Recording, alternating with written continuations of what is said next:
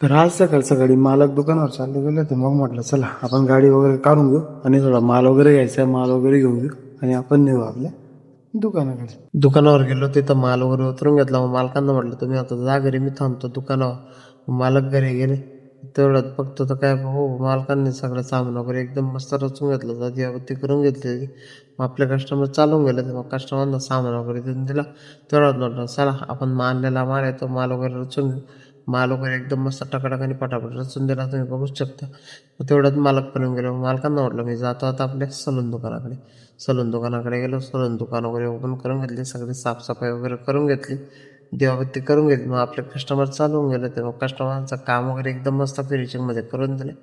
म्हटलं चला झाड वगैरे मारून घेऊ, परत निघू आपण आपल्या दुकानाकडे. दुकानाकडे जाऊन बघतो तर काय भाऊ कारागीर ते येऊन गेले होते. भाऊन त्यांना म्हटलं तुम्ही सिमेंट वगैरे घेऊन ये, मी थांबतो म्हटलं दुकानावर. मग दुकानावर आपले कस्टमर चालूच होते. मग तेवढ्यात भाऊन ते सिमेंट वगैरे घेऊन आले. भाऊन त्यांना म्हटलं तुम्ही आता पाणी वगैरे घेऊन ये त्यांच्यासाठी. भाऊन ते पाणी घेण्यासाठी गेले.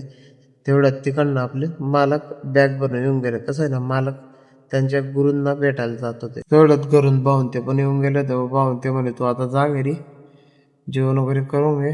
घरी गेलो, मस्त जेवण वगैरे करून घेतलं. परत निघालो आपण आपल्या दुकानाकडे. दुकानाकडे गेलो तिथं मस्त मोठे भाऊ त्यांना म्हटलं तुम्ही आता जा घरी, मी थांबतो म्हटलं दुकानावर. मग दुकानावर थोडासा माल माल वगैरे रचून घेतला. तेवढ्यात आपले ओम दादा आले. आणि दुसरीकडून कारागीर दादा ते पण येऊन गेले. कारागीर दादा ते आले, त्याने त्यांचं काम चालू करून दिलं. म्हटलं चला त्यांचं काम चालू राहील. तेवढ्यात आपण दुकानावर कस्टमर आले, ते कस्टमर वगैरे काढून घेऊ. कस्टमरना सगळं सामान वगैरे देऊन द्या. तेवढं जाईन त्यांनी एका छोटूजवळ चहा पाठवली. मग म्हटलं चला कारागीर दादा त्यांना चहा वगैरे देऊन देऊ. त्यांना चहा वगैरे देऊन दिली. त्यांनी चहा घेऊन लगेच त्यांचं काम चालू करून दिलं. म्हटलं चला त्यांचं काम चालू राहील. तेवढ्यात आपण आपल्या दुकानावर कस्टमर आले, त्या कस्टमरना सामान वगैरे देऊन देऊ म्हटलं. मग कस्टमरना सामान वगैरे देत होतो. तेवढ्यात दूधवाले दादा आले, ते दूध ठेवून गेले. म्हटलं चला दिवाबत्ती वगैरे करून घेऊ. दिवाबत्ती वगैरे एकदम मस्त पद्धतशीरपणे करून घेतली. तेवढ्यात आपले भावी डॉक्टर जयेशदादा शिरसाट यांची एंट्री झाली. मग त्यांच्याशी गहन चर्चा करून घेतली. आपले कस्टमर चालूच होते.